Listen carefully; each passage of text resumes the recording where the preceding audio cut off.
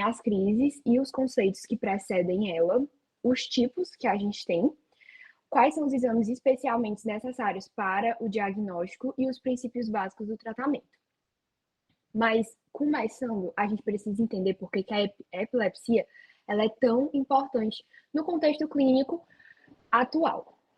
Segundo a OMS, a gente tem mais de 50 milhões de pessoas no mundo que apresentam diagnóstico de epilepsia, que dá mais ou menos 0,5 a 2% da população mundial. Então, você vê que é uma condição muito prevalente e que a gente precisa ter pelo menos uma noção básica de como manejá-la. Mas, o que seria uma crise epiléptica? Segundo a Liga Brasileira de Epilepsia, a gente tem que a crise epiléptica é a ocorrência transitória de sinais e ou sintomas decorrentes da atividade neuronal cerebral anormal excessiva. Eu, lendo isso a primeira vez, eu fiquei desse jeito, não entendi nada. Vamos desmistificar o porquê que a epilepsia é algo tão complexo. A gente precisa entender o que começa com a convulsão. A gente vai ter no nosso corpo neurotransmissores, excitatórios como o glutamato e inibitórios como o GABA. Na epilepsia, num paciente que tem o diagnóstico de epilepsia, eles têm um desbalanço desses neurotransmissores, com predomínio dos excitatórios em comparação com os inibitórios. Então, vai ter muitos neurônios excitatórios, como o glutamato, atuando.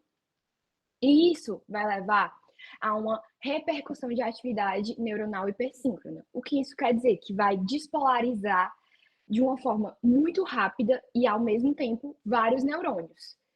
E isso vai levar a uma hiperatividade neuronal, que é o que leva ao que a gente chama de epilepsia. Eu vou falar mais para frente, mas tem esse conceito de convulsão e epilepsia. Convulsão é o que você vê, que você sabe dizer, isso é uma convulsão. É aqueles sintomas, é o paciente se debate, é o paciente que começa a se tremer, aquilo é uma convulsão. A epilepsia, ela é a doença, ela é o nosológico do paciente, certo? Então, essa hiperatividade neuronal, o paciente vai expressar como uma convulsão. E a partir de critérios clínicos, a gente dá o diagnóstico desse paciente como um paciente epiléptico. Uma coisa que vocês têm que entender também é que tudo vai depender de onde vai ocorrer a crise. A gente tem vários tipos de epilepsia. Epilepsia do lobo temporal, epilepsia do lobo frontal, epilepsia do occipital. São várias epilepsias. E a partir do momento em que ela acontece em um determinado canto do cérebro, ela vai se manifestar de um jeito diferente. Uma muito comum, que é bastante falada, na nossa época tinha sido a do nosso caso da tutoria, que é a epilepsia do lobo temporal, que é um paciente que ele vai ter uma alteração de memória e uma alteração de comportamento. Ela é muito característica e ela acontece no lobo temporal. Então, além de você ter o diagnóstico da epilepsia, vai depender muito de onde ela vai ocorrer para você ter as manifestações clínicas. Vamos falar agora da semiologia da epilepsia. O que é muito importante para vocês perguntarem para um paciente que chega para vocês com uma epilepsia, uma convulsão? Se esse é o primeiro sintoma dele, qual foi o primeiro sintoma que ele manifestou quando começou a crise? Ele ficou parado olhando para o nada, ele começou a se debater, ele caiu, ele teve liberação de esfínteres, ele vomitou, ele bateu a cabeça, ele interagiu, ele não se lembra. E, sim, muito importante, é a primeira crise do paciente, se não, ele está em tratamento e faz uso correto da medicação. Trouxe aqui um caso clínico para vocês, para ficar bem mais fácil para quando a gente for classificar a epilepsia. Temos um paciente masculino de 16 anos, previamente saudável, que apresenta movimentos rítmicos e involuntários no braço direito. Ele tem preservação da consciência durante a crise. Os episódios duram cerca de 30 segundos e cessam espontaneamente. Não há relato nenhum de trauma, febre ou uso de substâncias nas crises. A gente pode dizer que esse paciente convulsionou? Ou a gente pode dizer que esse paciente teve uma crise epiléptica? Ou até mesmo que ele teve uma crise sintomática aguda? E aí, qual é a diferença dessas três? E por que é importante diferenciar elas três para eu poder dar um diagnóstico correto para o meu paciente? Primeiro, e antes de tudo, a gente tem que entender que a epilepsia, ela é o contexto do nome epilepsia, além de ser um diagnóstico nosológico, ela se deve por crises não provocadas. Então, eu tenho sempre que perguntar para o meu paciente, no momento em que ele chegou para o atendimento, você estava fazendo alguma coisa e isso fez com que você tivesse a crise? Por exemplo, fez uso de alguma medicação, caiu e bateu a cabeça, algo do gênero. E ela tem que ser normalmente de recorrência espontânea. Por exemplo, paciente convulsionou pela manhã, 2 horas depois convulsionou de novo. Normalmente tende a acontecer desse jeito. E os critérios que a gente tem para fechar o diagnóstico de epilepsia são alguns desses três. O paciente tem que ter pelo menos 2 crises não provocadas em intervalo maior do que 24 horas, ou uma crise epiléptica não provocada com risco de recorrência maior do que 60% em 10 anos. Então, seria aquele paciente, o que é muito comum, aquele paciente pediátrico que chega no consultório apresentando a primeira crise epilética, e aí o paciente relata que não teve nada que fez com que ele tivesse aquela crise, ele espontaneamente começou a crise. E a pediatra vai avaliar se ele tem ou não, nos próximos 10 anos, mais 60% de risco de ter de novo a crise, certo? Ou, por fim, a gente tem o diagnóstico de síndrome epiléptica. Mas, o que seria essa síndrome epiléptica? A síndrome epiléptica, o paciente não obrigatoriamente tem a epilepsia. O que é que isso quer dizer? Que ele não tem obrigatoriamente a doença epilepsia. O que é que ele pode vir a ter? Ele pode vir a ter um padrão no qual eu reconheço ao olhar o eletroencefalograma desse paciente. Digamos assim, chegou um paciente para fazer uma consulta médica, por algum motivo, e ele diz que a mãe dele, no caso, diz que ele está do nada sentado na cadeira almoçando e ele levanta e começa a caminhar pela sala e volta e senta de novo. É estranho, é no mínimo estranho, mas ele não expressa o que a gente entende como se fosse epilepsia. Só que quando eu vou fazer um eletroencefalograma nesse paciente, ele tem um padrão de ondas característico de uma síndrome epiléptica. Ele não manifesta os sintomas que eu entendo como epilepsia, mas ele tem um padrão de ondas no eletro, no qual eu olho e digo, isso é a síndrome tal, isso é a síndrome tal. Então, síndrome epilética é um conjunto de sinais e sintomas no qual eu consigo olhar no eletro e dizer que é uma síndrome. Eu consigo dizer também pelo início do momento em que acontece, muitos acontecem na faixa pediátrica, e alguns fatores que podem vir a desencadear, certo? Alguns dos exemplos de síndromes que a gente tem são essas. Um que é muito comum assim, mais ou menos, mas você ainda vê com a prevalência, é a síndrome de West, que são conhecidos como os espasmos infantis. Ele é mais comum na população lactente, dos 3 aos 5 meses, e é um paciente que vai apresentar tremores e automatismo. A gente tem outros também, mas não vale a pena citar, porque isso é muito do especialista. Mas só para vocês terem o conhecimento da síndrome epiléptica, não necessariamente o paciente tem epilepsia, mas quando eu olhar o eletro, ele vai ter um conjunto de sinais e sintomas que vai poder dizer que aquilo é uma síndrome epiléptica. Bom, mas agora vocês entenderam como é que é um diagnóstico de uma epilepsia, como é que eu vou diferenciar uma convulsão de uma crise sintomática aguda? A convulsão, ela é um evento neurológico em que o corpo vai fazer movimentos involuntários e descontrolados, certo? Então, é um problema no cérebro que leva o meu corpo a se manifestar de um jeito involuntário. Então, o que a gente pode entender como a convulsão? A convulsão é um termo amplo, no qual, quando um paciente tem uma crise epiléptica ou não, ele pode vir a manifestar esse sintoma como sendo uma convulsão. Então, se o paciente tem uma crise epiléptica, ele vai manifestar ela como uma convulsão. Porém, o paciente pode ter, por exemplo, alguma doença subjacente, como, por exemplo, em crianças é comum a convulsão febril, paciente que faz um pico de febre super rápida, a temperatura sobe muito rápido e ele acaba fazendo uma convulsão. Essa convulsão se dá por uma crise não epiléptica, mas sim por algo que a gente chama de crise sintomática aguda, que é a expressão de algo que o paciente tem subjacente, uma doença de base, que leva à convulsão. A gente tem alguns exemplos práticos, como a hipoglicemia, é uma das principais causas, e que quando o paciente chega no PS, a gente sempre vai fazer a dosagem da glicemia do paciente, porque é algo muito comum mesmo. Um paciente que sofreu trauma e um paciente que está hiponatrêmico. Nas crianças, é muito comum o que eu disse anteriormente, a convulsão febril. o paciente que está lá e ele está bem, mas do nada, quando você bota o termômetro nele, ele fez um pico de febre super rápido e leva a esse quadro de convulsão. Certo. Voltando para o caso clínico.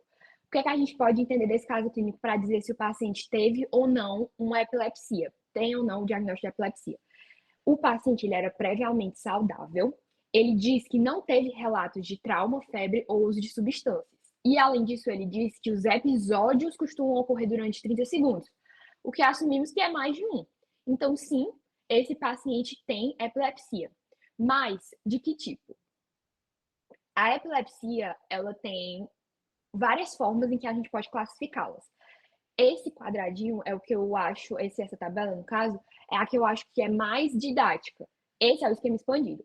O que eu acho que é importante vocês saberem é esse esquema, que é o que cai em prova, o que ele vai cobrar na teórica e o que é o mais fácil e o mais comum. Esse aqui é muito do especialista, certo? É bom sempre ter uma noção, mas eu acho que para a prova esse é o principal. Primeiro, e antes de tudo, a gente precisa classificar o início da crise. Como tudo começou? O paciente começou a apresentar aquela crise apenas de um lado do corpo, então a gente diz que ela é focal. Se ele começou a apresentar aquela crise já nos dois lados do corpo, a gente diz que é uma crise generalizada. Então, a focal acomete um hemisfério cerebral e manifesta-se do lado daquele hemisfério, por exemplo, acomete o esquerdo e se manifesta com tremores do lado esquerdo, ou acomete os dois e se manifesta dos dois lados do corpo, certo? Voltando para o caso clínico. Aqui ele fala que o paciente, ele teve movimentos rítmicos no braço direito. Então, nesse caso, foi uma crise do tipo focal, uma vez que apenas teve movimentos do lado direito do corpo. Beleza, entendemos como é o início da crise. Como que eu vou classificar agora a consciência do paciente? O paciente ficou ou não consciente durante aquele momento da crise? Se ele ficou sim consciente, eu posso dizer que é uma crise focal perceptiva. Perceptiva é de percepção. Se ele não perde ela, quando ele não tem um prefixo dis ou um a, é porque ela é preservada. Então, a crise focal perceptiva ou simples é quando o paciente tem a concepção de que ele está tendo aquela crise, ele não apaga ou ele não desliga, ele está todo o tempo, naquele momento, vivendo aquela crise. Ou, se não, ele tem uma crise focal disperceptiva. Dis é um prefixo que nega. Então, a percepção do paciente ela é perdida durante a crise. Ele muitas vezes não sabe o que está acontecendo e ele, muitas vezes mesmo, ele não lembra da crise. Ele termina a crise, fica no estado em que a gente chama de pós-ictal. Ictus é o momento que acontece aquele sintoma e, no caso, o pós-ictal é o momento após a crise epiléptica e o paciente muitas vezes fica agitado, confuso, sonolento, porque ele não lembra, a percepção dele foi perdida. A crise focal disperceptiva também pode ser chamada de complexa.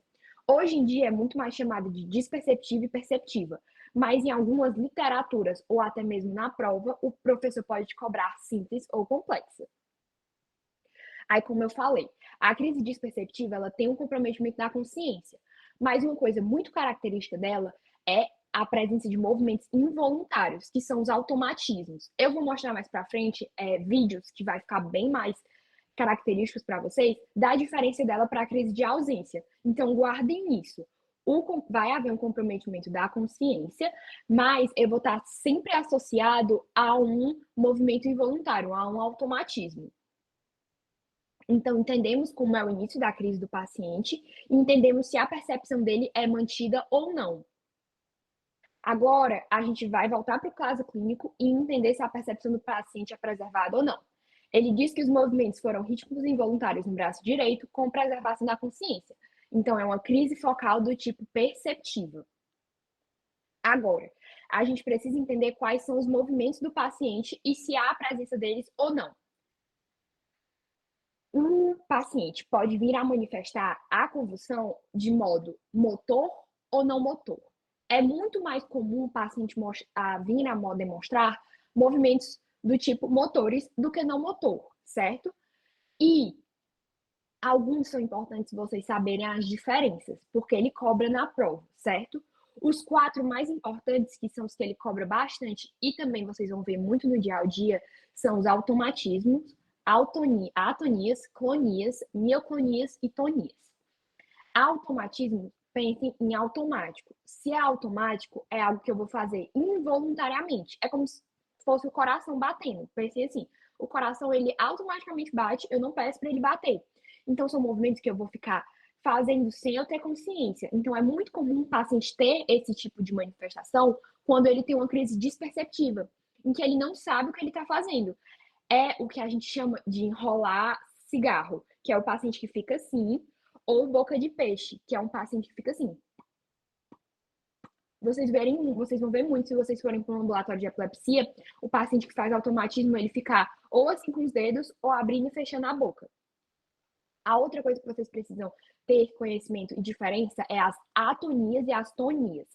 Tonias, a palavra tonia vem de tônus, que significa rigidez muscular, né? Nesse caso, se tem um prefixo A, é porque perde a rigidez. Então, atonias são quando o paciente vai perder a rigidez, ele não vai conseguir ter uma contração do corpo. O músculo vai estar flácido. Enquanto que as tonias é um paciente que vai estar super rígido. É aquele paciente do tétano, por exemplo, em que ele tem um trismo, que ele trava a mandíbula, que ele trava todas as partes do corpo por causa da doença, no caso do tétano. Mas na epilepsia é a mesma coisa, é um paciente que ele vai estar todo travado, se contraindo completamente. E para terminar, a gente vai falar das mioclonias e as clonias. O que eu fiz na minha cabeça para diferenciar essas duas na época, eu me lembro que clonia vem, tipo, na minha cabeça, de clonos, clone. Um clone é alguém que é igual. Se ele é igual, é repetitivo. Então, clonias são coisas rítmicas e repetitivas. É um paciente que vai estar fazendo o mesmo movimento, tipo assim, o tempo todo, repetitivamente, até a crise parar. Enquanto que mioclonias, lembrem de mioclonias, um M, de muitas, então são muitos clones. Se são muitos clones, esses clones podem não ser iguais ou podem não ocorrer certos. Então pensem em algo que é rítmico e rápido, mas irregular. Então, as clônicas são pacientes que vão estar sempre fazendo coisas repetitivas, são movimentos repetitivos. Enquanto que as mioclonias é um paciente que ele pode, em um momento, travar o corpo, tremer, ou ele pode sacudir. Então, são movimentos aleatórios. Essa é a diferença. Lembre, o M de muitos movimentos irregulares e rápidos, e clonia de clonos repetitivos. Aí, a gente também tem o não motor, que é mais difícil de ocorrer, mas isso está muito associado àquele paciente que tá sorrindo, tá feliz, e do nada ele entra em uma crise de choro, ele muda completamente o comportamento e o temperamento dele, mas é um choro que dura, por exemplo, 30 segundos, e ele para, como se nada tivesse acontecido, e ele continua a vida dele.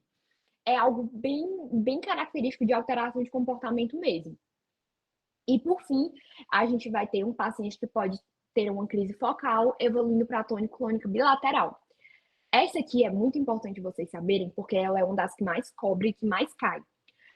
Um paciente que tem uma crise focal, é muito importante vocês entenderem isso, que se ele começou de um lado do corpo e ele generalizou depois, eu não posso dizer que é uma crise generalizada. Eu tenho que sempre olhar para o início dela. Não importa se generalizou depois, se mudou depois. Se eu sentar com o meu paciente e perguntar para ele quando começou, como começou e em que lado se acometeu os dois, e ele disser que começou de um, eu sempre vou assumir que foi focal. O início daquela crise é focal. Não confundir isso porque cobra na prova e ele faz essa pegadinha. O início é focal, mas ele evolui secundariamente para os dois lados, certo? Beleza, a gente entendeu como é o início, a gente entendeu como fica a consciência dele e a gente entendeu qual é o tipo da crise sendo motora ou não. Vamos voltar para o caso. É um paciente com movimentos rítmicos, regulares e involuntários. Se são involuntários, rítmicos irregulares, são movimentos motores. E especificamente nesse caso, é uma motora perceptiva, certo? Então, o diagnóstico desse caso clínico é uma crise focal motora perceptiva. Falando um pouquinho sobre a generalizada agora, é o mesmo princípio da focal. ela apenas vai começar dos dois lados do corpo e o paciente pode vir a manifestar o que a gente chama de crise de ausência, que é quando ele não tem manifestações motoras, mas também não chega a ser manifestações sensoriais, como alterações de comportamento ou algo do gênero. São realmente crises de ausência. Mas o que é essa crise de ausência? Essa crise de ausência, eu vou falar agora, mas antes eu preciso mostrar um videozinho para vocês que eu acho que vai facilitar muito um entendimento de uma crise generalizada. Aqui, eu não sei se vai estar saindo o som, eu espero que sim. Mas o paciente, quando ele tem uma crise generalizada, ele é muito comum vir a expressar o que a gente chama de grito epiléptico. Por quê? Como tá travando todo o corpo dele, principalmente o tônico clônico, ele vai constringir os músculos da laringe e quando o ar passa, faz um grito, porque constringe muito rápido. Eu vou silenciar aqui o áudio do meu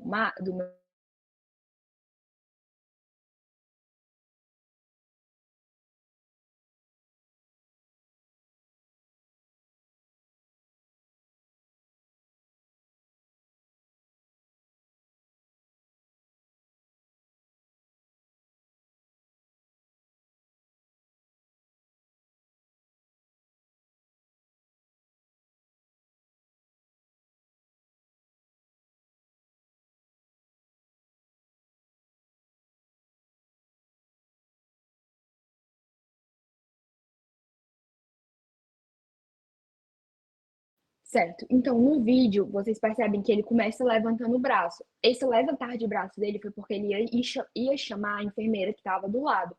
Na hora que ele vai chamar a enfermeira que está do lado, ele começa a travar o corpo, que é quando ele solta o grito, que é quando ele fica tônico, ele faz o tônico do corpo, que é a rigidez muscular, e aí depois ele começa a se tremer, que é a clonia. Então, é tônico, clônico justamente por isso, porque primeiro ele trava e depois ele faz o tremor, certo? Aí, falando agora dessa diferença que é muito comum ter a confusão, o que seria a crise de ausência e o que seria a crise disperceptiva? Eu vou mostrar aqui para vocês primeiro a disperceptiva. Ele começa falando que a paciente está parada e não está fazendo nada e que ela tem uma desaceleração das ondas cerebrais.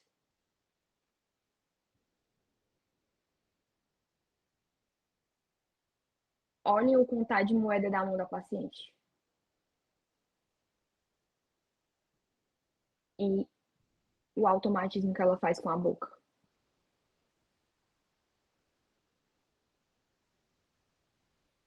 Isso é uma crise disperceptiva, em que ela não tem controle do corpo e é como se ela estivesse em outro lugar, em outro espaço, e ela faz movimentos estereotipados. Agora a gente vai para a de ausência. Ele estava conversando com os colegas dele e ele do nada parou e ficou olhando para o horizonte.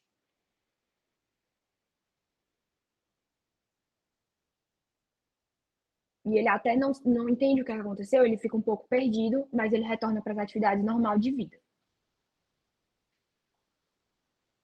Então, o que é que a gente pode entender na diferença vendo os dois vídeos? Além da origem, que uma é generalizada e outra é focal, é a extensão da atividade elétrica no cérebro. O que isso quer dizer? A de ausência, a gente vai ter uma interrupção breve na consciência. E interrupção é a palavra. Entendam isso como se fosse, por exemplo, quando tem uma queda de energia e tem aquele breve segundo em que você espera o gerador ligar e fica sem energia. É como se isso acontecesse no cérebro. É como se a energia caísse, eu tenho aqueles segundos enquanto espera o gerador, que seria o neurônio, despolarizar para voltar ao normal, certo? Então, essa interrupção é justamente a ausência. O paciente fica ausente no momento em que não tem luz e eu tenho que esperar o gerador voltar ao normal, certo? Enquanto que a disperceptiva, eu vou ter um afeto realmente da consciência. Então, é como se literalmente tivesse um curto-circuito cerebral. Entendam como se tudo desligasse e o cérebro parasse de funcionar e vivesse naquele que vocês escutam muito no cinema, as luzes de emergência acenderão automaticamente, são esses movimentos involuntários. O cérebro literalmente liga uma chave como se fosse de sobrevivência e tem os movimentos involuntários. É exatamente isso. A ausência, o cérebro é interrompido por um segundo, enquanto que na desperceptiva o cérebro é afetado, ele é desconectado. Então a consciência e a função cognitiva vai ser afetada. Certo. Agora, tudo isso foi falado e a gente precisa entender como que isso é diagnosticado na prática. Primeiramente, a gente tem que entender que é clínico. A clínica vai presumir ser uma crise epiléptica ou não, e o eletroencefalograma vai confirmar. Mas por quê? Por que o eletro, certo? O eletro vai mostrar a atividade cerebral elétrica. E como eu disse anteriormente, lá no início explicando a fisiopatologia, eu vou ter uma hiperatividade neuronal, porque eu vou ter uma atividade elétrica cerebral anormal hipersíncrona. Então, eu vou ter essas alterações cerebrais, que são a base da, da crise epiléptica, e o eletroencefalograma vai captar justamente isso. Eu não sei se vocês já tiveram ou não a prática no horizontal, mas ele não cobra na teórica, não costumava cobrar, e eu também não vi nada nas provas passadas, do eletroencefalograma, certo? Mas, por exemplo, nesse eletro, a gente vê uma crise focal acometendo o lado direito, fronto-tempo parietal, que são representados pelos números e pelas letrinhas, certo? Mas eu acredito que ele realmente não vai cobrar interpretar, porque isso ele cobra na prática. Além disso, o que a gente precisa entender? O eletro é o primordial para dar o diagnóstico, mas um paciente que apresenta uma convulsão é sempre recomendado fazer uma ressonância magnética, um ATC de crânio. Por quê? Porque, como eu disse anteriormente, essa convulsão pode ser causada de uma neurocisticercose que está comprimindo o cérebro e fazendo o paciente convulsionar, ou uma malformação. Então, eu não posso dar de cara o diagnóstico de epilepsia para aquele paciente se eu não dispor de um eletroencefalograma, por exemplo, naquele momento. Eu tenho que fazer uma tomografia para ver se não tem algo estrutural ou até mesmo patológico causando aquela doença, aquela convulsão no paciente. Tratamento. O tratamento precisa entender que tem alguns princípios básicos. O princípio principal é suprimir crise. Eu não vou tratar a epilepsia, eu vou tentar fazer com que ela fique controlada e o paciente não tenha crise, certo? Outra coisa muito importante, que isso é muito importante para vocês comunicarem aos pacientes, é a questão da duração do tratamento. Eu conheço pessoas, colegas meus, em que fazem uso da medicação e eles tomaram a vida toda e vão ter que tomar a vida toda, porque se eles pararem algum dia, a crise volta. Enquanto que eu tenho colegas que tomaram até os 18 anos e o médico disse que ela não teve mais crise, ela parou e ela está há 5 anos sem medicação.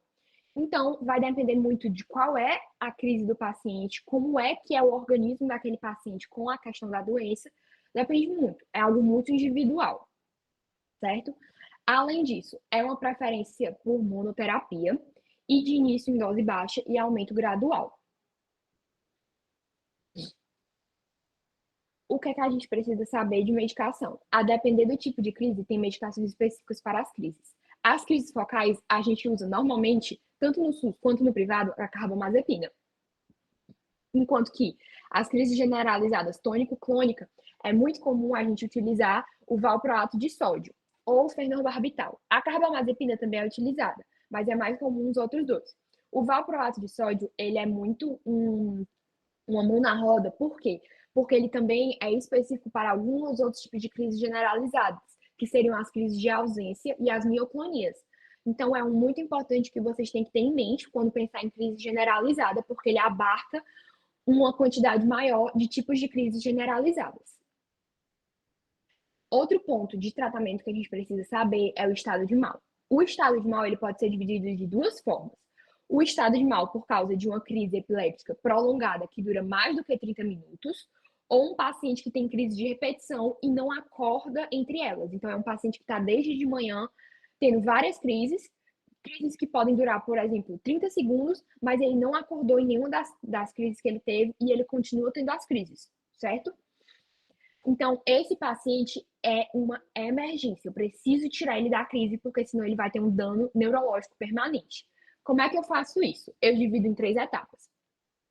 A primeira etapa eu uso um benzodiazepínico. Normalmente a gente utiliza o diazepam ou o midazolam quando ele não consegue pegar acesso por algum motivo, por exemplo, está desidratado, enfim. O midazolam é feito intramuscular. Então, quando eu não consigo pegar o acesso, eu faço ele, mas é preferencialmente feito diazepam intravenoso. Se eu fiz essa medicação e o paciente não melhorou depois de um certo tempo, eu parto para um barbitúrico, que é a fenitoína, certo? A fenitoína você faz também intravenoso e espera. Se ele não melhorar, aí eu já tenho que considerar intubar esse paciente, porque ele tem risco de rebaixamento sensório e faz uma parada cardiorrespiratória. Então, eu considero intubar o meu paciente e eu considero também aumentar a dose da fenitoína ou até mesmo trocar e colocar um anestésico induzido como Propofol, certo? É esse o tratamento, certo? O que é que eu quero que vocês levem para casa de mensagens, que é muito importante? Primeiro, a medicação da epilepsia, se chega um paciente com crise convulsiva no PS, se não for um estado de mal, por algum daqueles dois critérios, eu espero, normalmente, até 3 minutos. Porque eu tenho que ver se aquela crise não é autolimitada. Se ele já não tiver o diagnóstico de epilepsia, e normalmente quando eles têm, chegam no PS, é porque eles estão em estado de mal. Se ele não tiver, eu espero para ver, porque pode ser muito uma crise sintomática aguda. Aquele paciente, a mãe não viu, mas aquele paciente, por exemplo, pode ter subido numa mesa e caído, batido a cabeça e ter convulsionado depois. É um paciente que fez um pico febril, é um paciente que está hipoglicêmico. Então, sempre esperar, fazer uma bateria de exames e monitorar e ver se não é autolimitado. A outra coisa, ao se deparar com uma crise na rua, não colocar nada na boca do paciente, porque é um paciente que tem uma força muito grande na hora que ele travar o músculo. Então, ele não só pode romper aquela coisa que você colocou na boca e fazer uma aspiração e engasgar, como você pode se machucar. Mas o que deve ser feito? Proteger a cabeça de traumas para não ocasionar algo pior. E se primeira crise, ou você viu que ele teve a crise, bateu a cabeça, sangrou, ou enfim, teve algum trauma, acionar a ambulância e levar para o pronto-socorro, certo? São pontos importantes que precisam ser sabidos. Bom, como é que cai na prova? Primeiro, a gente tem um paciente refere que suas crises epilépticas são iniciadas com movimentos rítmicos involuntários da mão direita, seguindo de flexões rítmicas do cotovelo direito e da rima labial para o mesmo lado, que duram 30 segundos, durante os quais vê-se e escuta tudo ao seu redor.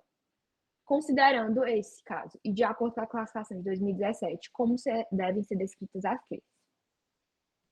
Vou dar uns 5 minutinhos, se vocês puderem responder no chat ou até mesmo abrir o microfone.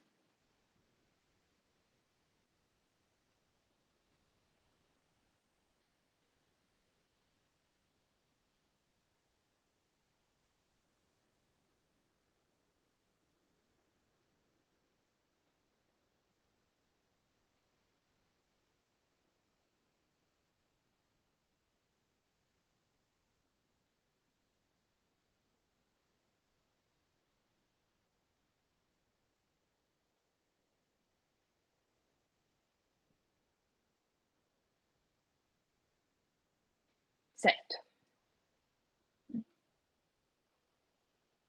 Isso mesmo, diagnóstico é D. É um paciente que tem movimentos rítmicos involuntários de mão direita e que são seguidos de flexões rítmicas do cotovelo direito da rima labial, que dura 30 segundos e escuta tudo. Se ele escuta tudo, então a gente já pode descartar as que dizem que é desperceptiva e ficar só com a que diz que é perceptiva ou simples, que é a mesma coisa. Aí ele fala também que são dos mesmos lados os movimentos, então é focal, e ele fala que está tendo movimento, é motor. Aí ele diz que são movimentos rítmicos e flexões. Então é clônico, porque é clônico, são movimentos repetidos e ritmados, certo? É isso. Se alguém tiver alguma dúvida, pode escrever, eu abro o microfone e falar que eu explico sem problemas. Passando para a segunda. Quanto às crises epilépticas, a ocorrência de uma crise única e não provocada implica que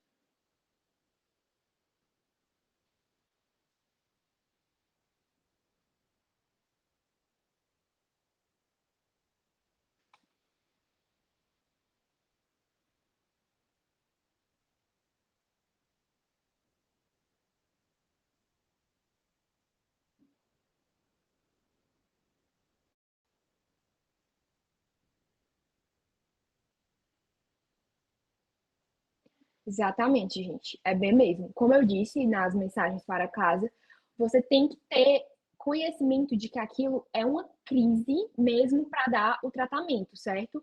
Se não, não tem por que eu dar um tratamento para algo que só vai acontecer uma vez. É expor o paciente à medicação indesejada, certo? Então, você tem que ter noção de que vai ocorrer de novo ou não, certo? Aqui foram as referências utilizadas. E meu muito obrigada. Espero que vocês tenham gostado da aula. Eu vou pedir para a Letícia mandar meu número no grupo da sala. Caso alguém tenha alguma dúvida, ou feedbacks, ou reclamações, eu estarei aqui à disposição para tirar dúvida com vocês e para escutar vocês. Bom feriado para todos. Espero que tenha sido de proveito a aula.